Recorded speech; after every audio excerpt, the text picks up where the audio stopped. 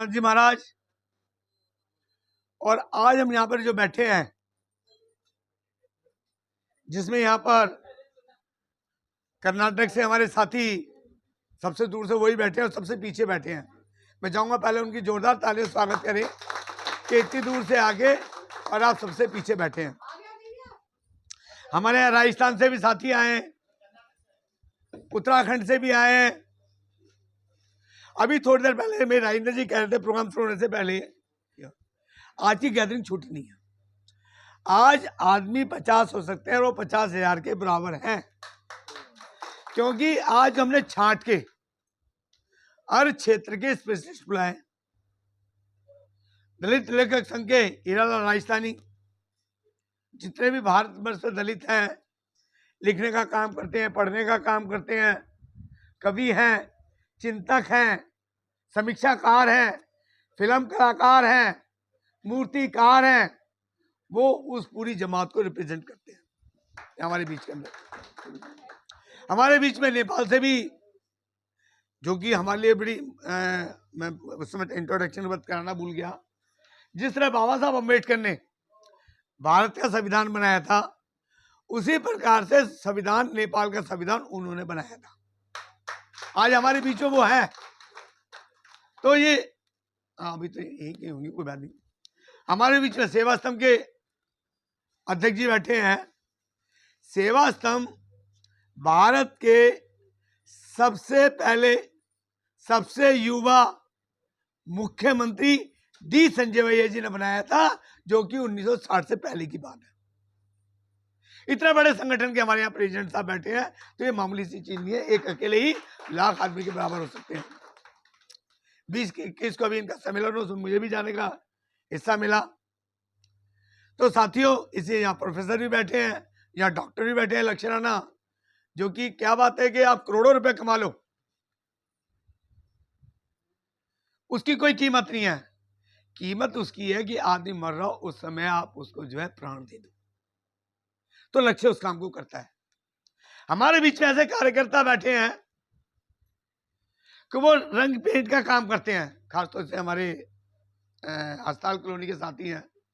परंतु जब किसी को कष्ट होता है, जब किसी को कोई बात होती है, तो उसमें सबसे आगे बढ़ के पहुंचते हैं। आज बल्कि मैं राजेंद्र जी को एक काम स्पेशली देना चाहूंगा सबकी तरफ से, कि मैं ध्रुवल नाथ जी पे जो किताब लिख रहा हूं, लिखी गई 99.9% लिखी जा चुकी है। उसमें कुछ चित्रों का भी, क्योंकि हम वही चित्र दे जो चले आ रहे हैं, जो आपका कैलेंडर, हमारे यहाँ कैलेंडर भी है, कैलेंडर के चित्र हमने वो नहीं है चले आ रहे हैं। चित्रपाल जी हमारे बहुत बड़े आर्टिस्ट है, उन्होंने उस कैलेंडर को बनाया, उसका फोटो बनाया था, उससे बनाया था। हम चाह रहे हैं कि और लोग भी उभरे, तो आपका वो भी आएगा, तो नीचे नाम आएगा, तो हमारे एक साथी का वो होगा। क्योंकि जब मैंने किताब लिखी बाबा साहब अम्बेडकर के ऊपर, उससे पहले बाबा साहब अम्बेडकर पर खटीक समाज के लोग काम करते थे, कोई नहीं जानता, खटीक ही नहीं जानता, बाकी तो बाद में जानेंगे। उसमें 50 लोगों को मैंने इंट्रोड्यूस किया कि बाबा साहब के टाइम में, चाहे बाबा साहब से पहले जिन लोगों से बाबा साहब ने शिक्षा ली, उसमें भी मैंने एक खटीक का नाम डाला, संतू जी लाट खटीक, कि जो पेपर आपका 32 साल से चल रहा है, बाबा साहब अम्बेडकर ने भी अपने पेपर को 26 साल 4 महीने चलाया था, समता पेपर। तो ये प्रेरणा कहां से मिली? संतू जी लाट से। ये उस किताब के अंदर देने की वो किया। बाबा साहब का जो पहला आंदोलन था, उस पहला ने क्या काम किया, मेरी उस किताब में जिक्र था। इसी परंपरा को लेके 1990 में जब मैं दिल्ली प्रदेश खटीक समाज का अध्यक्ष बना, हालांकि मैं धार्मिक व्यक्ति नहीं हूं, मगर मैं देखा कि भारत में धर्म का बहुत बड़ा प्रचलन है। धर्म के नाम के ऊपर अक्सर हम पढ़ते हैं कि इस मंदिर के अंदर इस पुजारी ने बच्चियों के साथ बलात्कार कर लिया, महिलाओं के साथ बलात्कार कर लिया, 100-200 आदमी कट के मरते हैं, तब भी धर्म के प्रति आस्था नहीं जाती। कल मुझसे कैसे पूछी थी, क्योंकि इनके पिताजी महंत थे, जो जैसे ध्रुवल नाथ जी थे वो भी एक महंत थे, इनकी मम्मी भी किसी की शिष्या है, कि सर मैं किससे गुरुदाम लूं, मैं डॉक्टर अंबेडकर से लो और किससे लोगी? नहीं, वो ये जो करते हैं पूजा पाठ करते हैं, ये पूजा वूजा पाठ करने वाले कुछ वो नहीं है, बाबा साहब डॉक्टर अम्बेडकर है। देखा कि जब हर समाज के अपने धर्म गुरु हैं, अपने संत हैं, महात्मा हैं, ये सब हैं, हमारे समाज में कौन होने चाहिए? मेरे परमानंद जी महाराज जी की जीवनी मैंने पहले पढ़ी, पर परमानंद जी महाराज जी के काफी काम हो सकते हैं, बहुत से लोग आप में से मानने वाले हो सकते हैं, और राजस्थान में ध्रुवनाथ जी से ज्यादा वो कई गुना ज्यादा प्रचलित थे उस समय। ध्रुवनाथ जी को उस समय नहीं जानते थे लोग, बांदी कुई में कुछ लोग जानते थे, थोड़े बहुत लोग और कहीं जानते थे, परंतु उन्होंने जो है अपने आप को ठाकुर बनाने की कोशिश की, क्षत्रिय बनाने की कोशिश की। उनका जोर इस बात पर था, इसलिए हम उनको लेने की बजाय दुर्बलनाथ जी बलिया, क्योंकि दुर्बलनाथ जी मानवतावादी संत थे। दुर्बलनाथ जी के अंदर ऊंच नीच भेद, अरे मनोज बैठे, जो कभी नहीं माना। जब हम मानवतावादी बात करते हैं तो मानवतावादी का मतलब है हर एक को अधिकार देना। मनोज, ये बात मैं तुम्हें समझाने के लिए कह रहा हूं कि हम लोग मानवतावादी हैं। बाबा साहब डॉक्टर अंबेडकर ने जो रिजर्वेशन दिया है, वो रिजर्वेशन वो नहीं है जो जिस देश में 3000 साल से मनुवादी व्यवस्था में चला रहा है कि 100% मंदिरों के पुजारी ब्राह्मण होंगे। ये उस तरह का रिजर्वेशन यहां नहीं है कि यहां पर 100% राजा के बनने का अधिकार क्षत्रिय को होगा। बाबा साहब अम्बेडकर ने 15% एससी को दिया, जो उनकी आबादी के हिसाब से था। किसी की हकमारी नहीं की। मानवतावादी सोच और गैर मानवतावादी सोच में ये अंतर है कि आप किसी की हकमारी करो। कि मान लो जो आज का प्रोग्राम है, आज के प्रोग्राम के लिए सबसे ज्यादा मेहनत केसर ने की है, अब केसर का श्रेय मैं ले लूं तो ये मानवतावादी दृष्टिकोण नहीं है। जब पिछला प्रोग्राम था, उस प्रोग्राम के अंदर सुधा ने सबसे ज्यादा काम किया था, मैं उसके हक को मान लूं तो वो मानवतावादी दृष्टिकोण नहीं है। तो एक हम, इसलिए मैं एक आप लोगों को बता दूं, आप लोग जानते भी होंगे नहीं जानते, हमारी एक मार्केट है जिसके अंदर हमारा बहुमत है। हम मानवता प्लास्टिक मार्केट पहले टैंक रोड में थी, टैंक रोड से लेके अभी तक, चूंकि वहां पर खटीकों का बोलबाला है, हमने एक सीट गैर खटीकों के लिए रिजर्व कर रखी है। वहां 22 प्रेसिडेंट, चाहे तो ब्राह्मण बनेगा, ठाकुर बनेगा, बनिया बनेगा, सब बनेंगे, खटीक नहीं बनेगा। तो ये मानवतावादी दृष्टिकोण है, जो कि संविधान में नहीं लिखा, पर हमने ये अपने संविधान में लिखा है, करा है, वहां संविधान में बनाया। तो हम जो जाते हैं मानवतावादी बात करते हैं, संविधान की बात करते हैं, तो ये कहते हैं भाई जिसकी जितनी आबादी है उस हिसाब से उसका प्रतिनिधित्व मिले। अब उसी परंपरा को लेके ध्रुवनाथ जी महाराज के ऊपर है। जब मैंने देखा तो मैं ध्रुवनाथ, देखो चीज को मशहूर कैसे की जाती है। आप सत्संग करते हो, कोई नहीं पता, ये आप सत्संग बहुत करते हो, हर महीने जाते हो, किसी को नहीं पता लगता। जो दिखेगा वही बिकेगा। इसलिए ध्रुवनाथ जी की शोभा यात्रा प्रारंभ करी। उस प्रारंभ करने में बहुत ज्यादा कष्ट हुआ। टैंक रोड के लोग खासतौर से उसके विरोधी थे। अरे ठगेला तुझे, ध्रुवनाथ जी को नचकैया बना के घुमाएगा, 4 किताब इसने क्या पढ़ ली। पर मैं जानता हूं इतिहास जो बनाते हैं, आप किसी को भी ले लो, उसको शुरू में कष्ट भोगना पड़ा है, चाहे ईसा मसीह हो या गांधी जी हो या कोई भी क्यों ना हो। तो उस कष्ट को हम लोगों ने भोगा, बड़ी कोशिश की इसको रोकने की। दुख की बात यह है कि पुलिस से हमें पूरी परमिशन नहीं मिली थी, उसमें भी हमारे समाज का ही लोग था कि ये ठगेला कहां से आ गया, ध्रुवनाथ जी को नचकैया बना के वो निकाल रहा है। 5000 पुलिस फोर्स हमारे पीछे लगी थी, 5000 पुलिस फोर्स। और मैं भारत सरकार का डायरेक्ट, उस समय डिप्टी डायरेक्टर था, एक सीनियर क्लास 1 ऑफिसर था, श्याम सिंह एसीपी बोला, अरे ठगेला साहब आप ये निकालोगे, आपकी जो क्लास 1 अफसर हो, आपकी नौकरी चली जाएगी। पर मुझे मालूम था कि जिस भी दिन निकलेगी इसमें कष्ट होगा, क्योंकि इस एरिया में अजमेरी गेट से लेकर पहाड़गंज से लेकर करोलबाग तक इतने बड़े लोग निकलते हैं कि जिसको वो नहीं चाहते थे कि दलित समाज के आदमी इस तरह से आगे पहुंचे। मेरा मकसद ये था, यदि इस शोभा यात्रा को इस देश का मीडिया नहीं मानेगा, इस देश की सरकार नहीं मानेगी, तो पहाड़गंज के अंदर हजारों हजार होटल हैं, उस होटलों के अंदर अमेरिका के लोग भी होते हैं, उस लोग में ब्रिटेन के लोग भी होते हैं, उस लोग में फ्रांस के लोग भी होते हैं, वहां जर्मनी के लोग भी होते हैं, हम उस देश की मीडिया में उठा देंगे। जब इस देश में हमें बौद्ध धर्म का ग्रहण नहीं करना पड़ा, हमें जहां पर वो लगा दिया था, कर्फ्यू लगा दिया था इस देश की मनुवादी व्यवस्था ने, तो उस समय हमारी मदद अमेरिका ने की, अमेरिका प्रेस ने की, हमारी मदद जर्मनी के उसमें किया, हमारी मदद इंग्लैंड के प्रेस ने की। उसके बाद भारत सरकार को मजबूर होकर हम पे ये करना पड़ा। तो इस चीज का मुझे अनुभव था। अब मेरे को भारत में आप में हमारे समाज में किसी ने लिखा नहीं लिखा, मगर एक बात बताते हुए मुझे बड़ी, मैं बताना चाहता हूँ, आज बता दूं अचानक ही। जर्मनी की एक लेखक ने नॉवल में मेरी जीवनी के ऊपर नॉवल उसका पूरा लिखा है।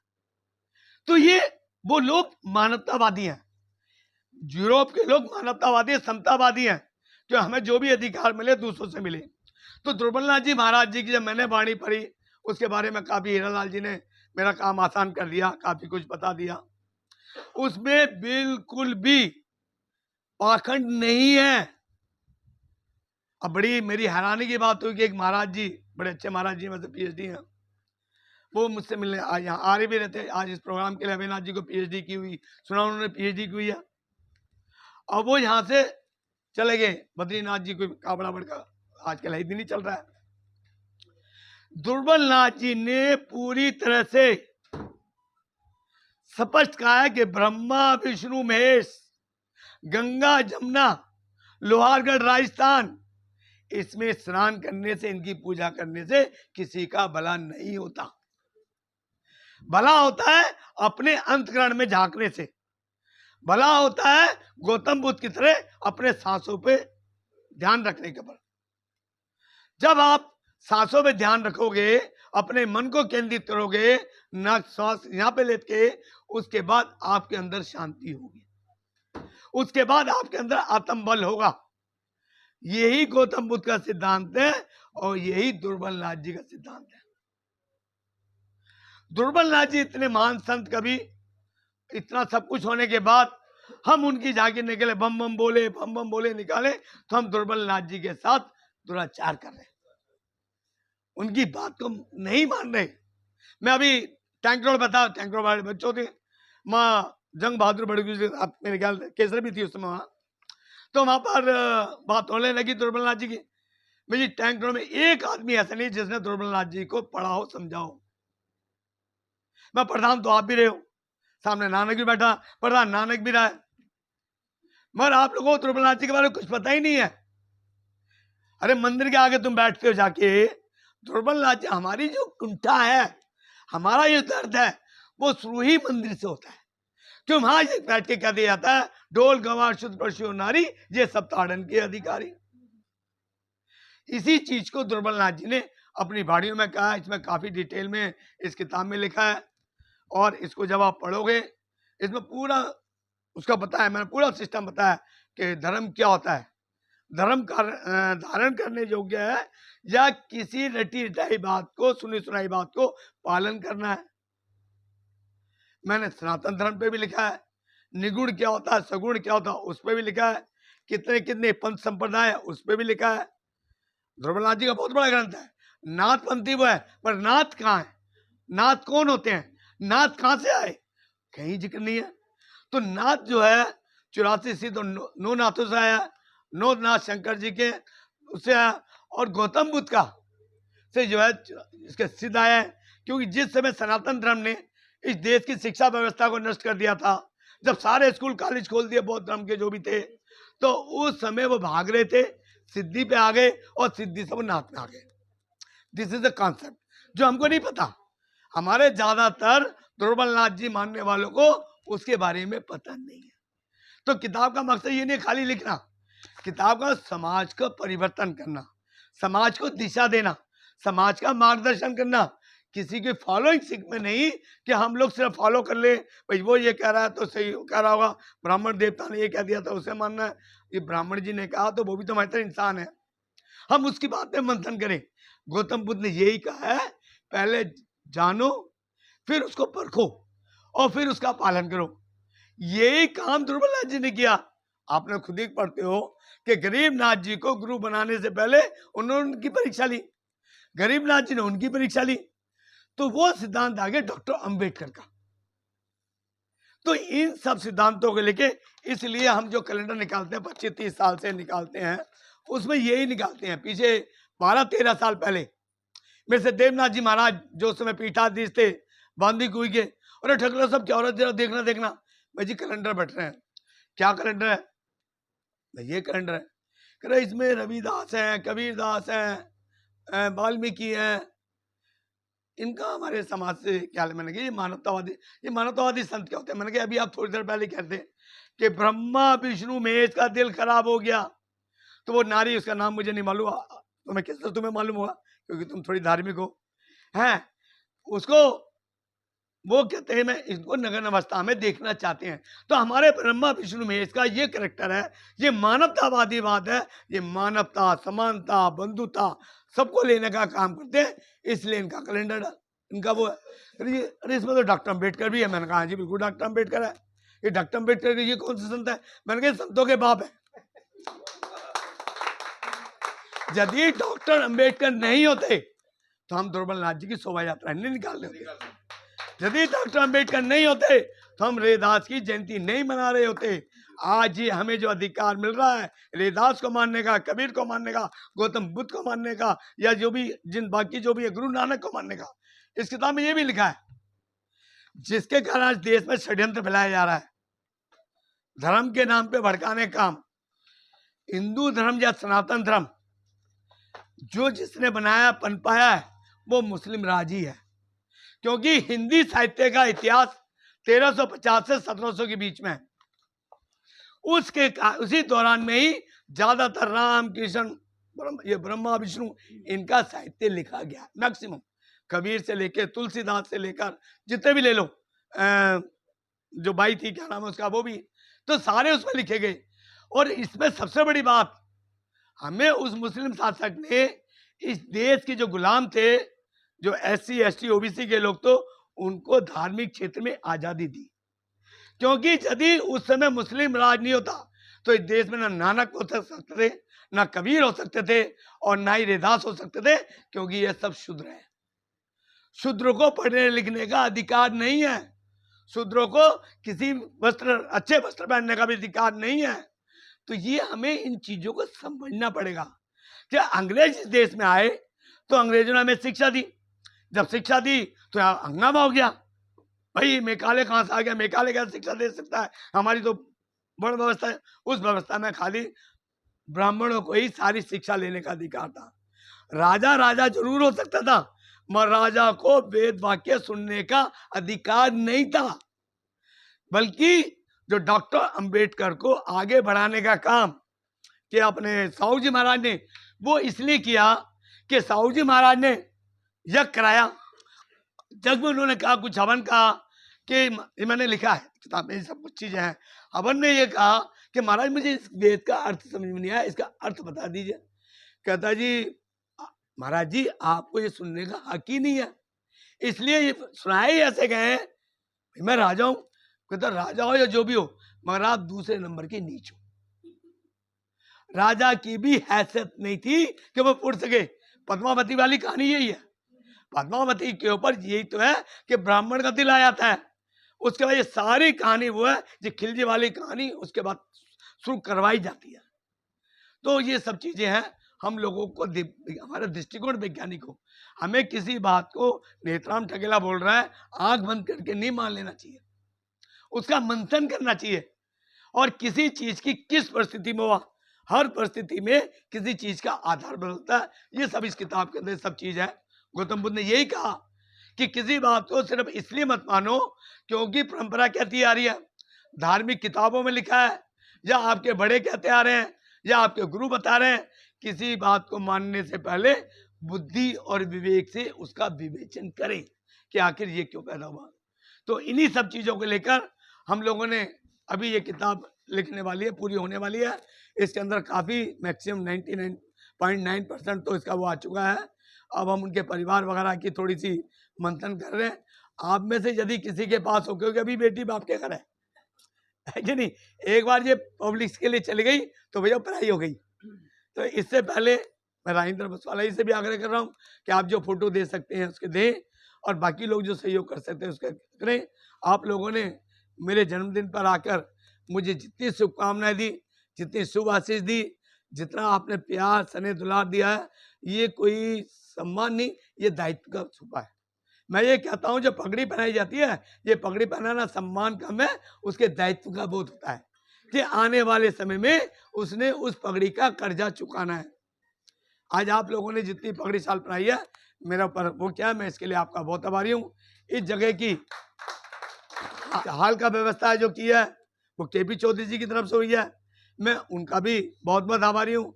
आज की जो खाने का की व्यवस्था है वो हमारे बीच में नहीं है, उनके जीजा जी की डेथ हो गई। डी श्रीनिवास जी जो हमारे राष्ट्रीय महासचिव हैं फेडरेशन के, और तेलंगाना के साउथ इंडिया के अध्यक्ष भी अभी पीछे सम्मेलन हुआ। देखो दिल्ली वालों, आपसे खासतौर से मेरा ये कहना है, तेलंगाना से, आंध्र प्रदेश से, हैदराबाद से, कर्नाटक से वो बच्चा बैठा हमारे बीच में, वहां से 150 आदमी आ जाते हैं एक काल के ऊपर। आपके दिल्ली में 50 आदमी इकट्ठे नहीं होते, ये आपके लिए थोड़ी शर्म की बात है। आपको इसमें मंथन करना चाहिए और आज वो नाम लिखाना चाहिए, काम करे। और मैं राजेंद्र जी से खासतौर से आग्रह करना चाहूंगा, खाली चेहरा देख के ना तो पगड़ी पहनाए और ना ही उसे बात कहने के लिए कहें। जो आदमी काम करता हो या जिस कार्यक्रम में इसका योगदान हो, उसका सम्मान होना चाहिए। जब हम ये मेरिट के आधार से सम्मान करेंगे तो आने वाला भविष्य आप ब्राह्मणों से नीचे नहीं रहोगे, उनसे ऊंचे हो जाओगे। हमारा सम्मान इसलिए भी नहीं होता कि हम चेहरा देख के पगड़ी पहना देते हैं, हम चेहरा देख के उसको भाषण के लिए बुला देते हैं, ये गलत बात है।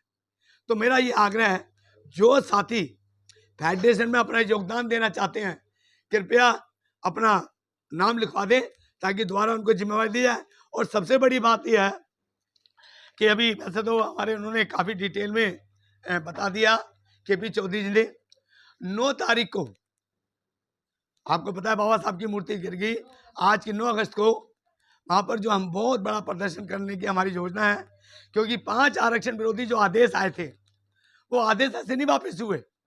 हमने लगातार रामला मैदान में रैलियां की। जब इससे काम नहीं पूरा हुआ तो उसी कदम को उठाते हुए सारे एमपीओ को चिट्ठी, उस हम सारे एमपीओ को बुलाया था, सारे एमपीओ को चिट्ठी दी थी, वही काम इस बार कर रहे हैं। और इसके अंदर आपकी फेडरेशन भी इसकी सदस्य है। 32 जो एक संघर्ष समिति बनी है, उस संघर्ष समिति में SC ST की जितनी भी संस्थाएं हैं वो सारी संस्थाएं उसके प्रेसिडियम में, मैं भी उसका प्रेसिडियम का हिस्सा हूँ। जो वहाँ प्रेसिडेंट किसी को नहीं बनाया, प्रेसिडियम बनाया है। सारी संस्थाओं को जो प्रधान है उनको एक कमेटी बना दी, वो सारे ही प्रेसिडेंट है।